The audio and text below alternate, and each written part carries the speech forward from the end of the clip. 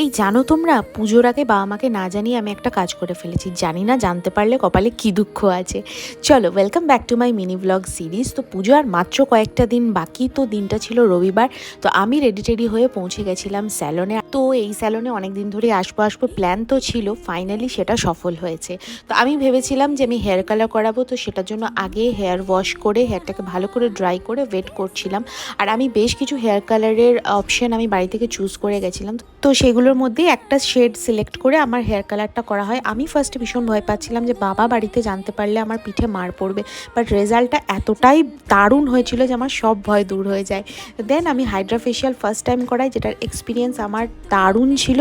And then আমার কুম্ভকর্ণের মতন আইব্রোসগুলোকে set করে সোজা বাড়ি চলে আসি। আর বাড়ি এসে সবার আগে মাকেই আমি হেয়ার কালারের কথা জানিয়েছিলাম এবং মা বলেছিল যে না, হেয়ার কালারটা বেশ ভালো লাগছে। তো ভিডিওটা কেমন লাগলো অবশ্যই জানিও, and please do comment and subscribe. By.